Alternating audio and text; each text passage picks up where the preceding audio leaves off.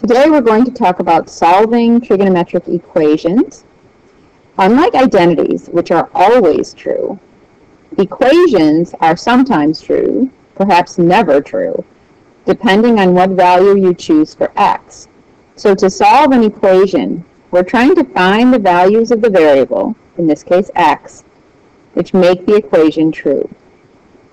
Okay, so our first problem is cosine x equals 1/2, which we saw back in chapter 4 as cosine of theta equals 1/2, and we were looking for the values of theta, where the cosine ratio, so the x coordinate was 1/2. And maybe you did a little thinking like this. Oh, yeah, that's 1/2 for x and √3/2 for y. I think those are my pi over 3s. Cosine is positive in the first quadrant and the fourth quadrant, so I want definitely pi over 3, and I want 5 pi over 3. And so our answers are pi over 3 and 5 pi over 3, back when we did this before. So we would say, oh, those are our answers. And hopefully you remember doing that, even if only vaguely. Well, we've gone on to graph cosine.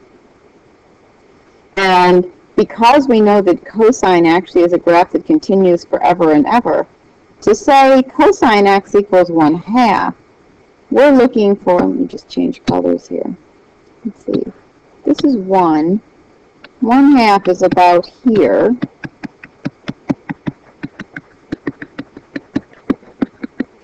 So cosine x equals 1/2 quite frequently. Believe it or not, this is pi over 3.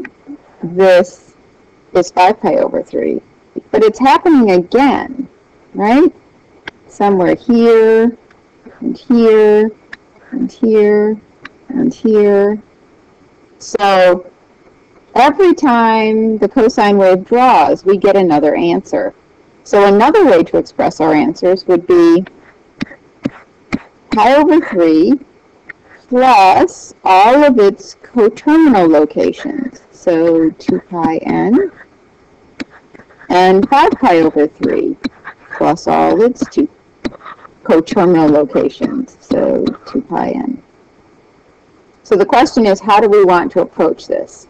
Well, to get off the ground, we're going to approach this like we did the last time. So we're just going to assume that we're only going around the unit circle once, not again and again and again.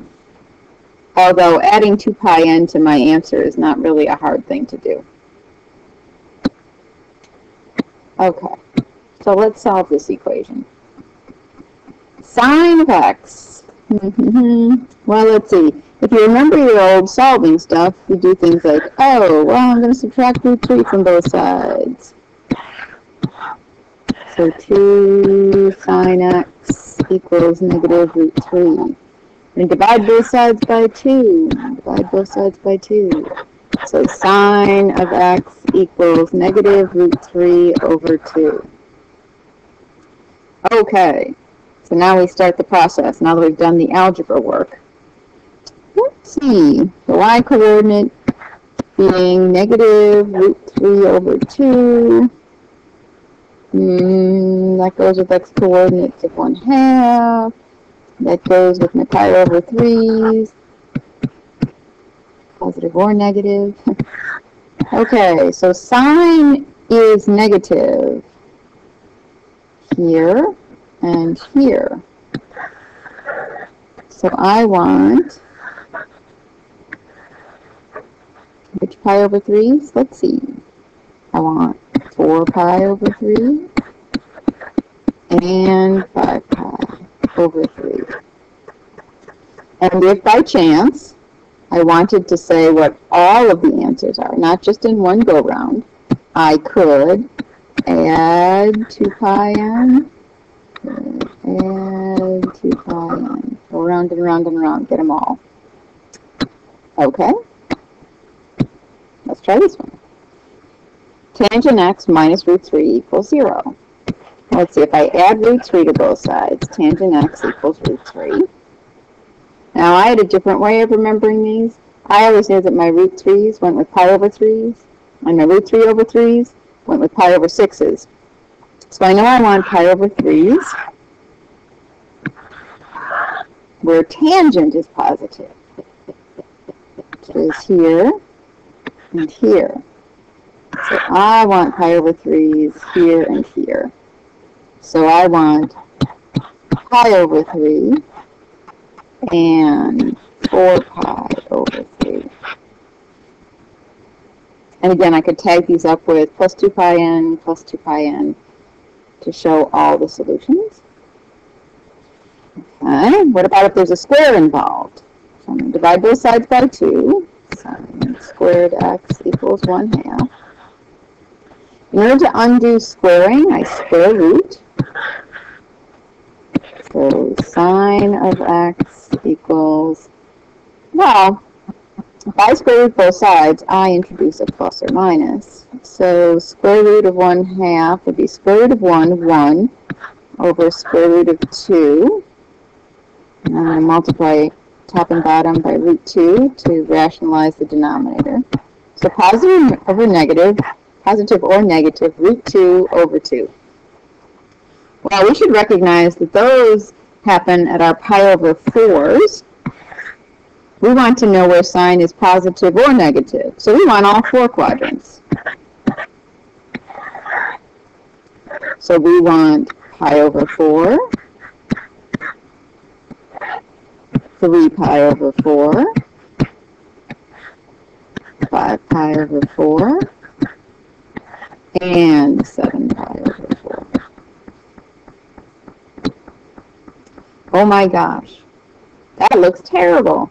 But if we look really closely at it, it's just a trinomial.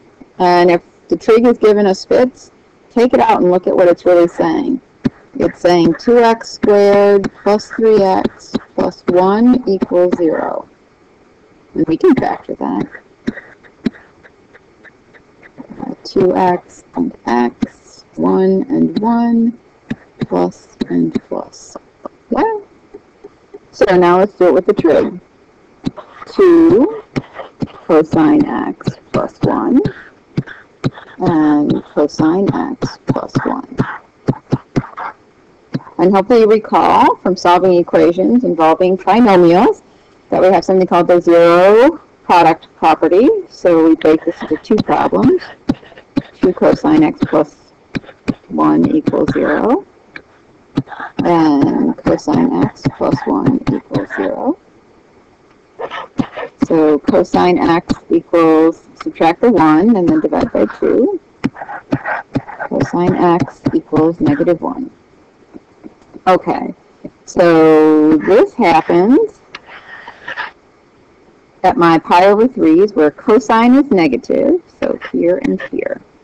So I get 2 pi over 3 and 4 pi over 3. And cosine is negative 1. That only happens once over here at pi. So those are my answers. Okay, here's a binomial where the terms have something in common. So I'm going to factor out tangent x and leave tangent x minus 1. Again, zero product property, tangent x equals 0, or tangent x minus 1 equals 0. That's already set to go. This one is tangent x equals 1. This one's easier. Tangent is 1 at my pi over 4's, positive in 1 and 3. So I need pi over 4 and 5 pi over 4 for that part. Tangent is 0. Well, let's see. Well, 0 over 1, right? 0 over 1. So not here, because that's, well, that is 0 over 1. Because that's 1, 0, so y over x, so it's 0. Not here, because that's 0, 1. That would be 1 over 0. That would be bad. Not here. negative 1, 0, 0 over 1, yes. So pi, and definitely not here because this is negative 1 over 0. So my answers are 0 and pi over 4, and 5 pi over 4. Give it a shot, see how it goes.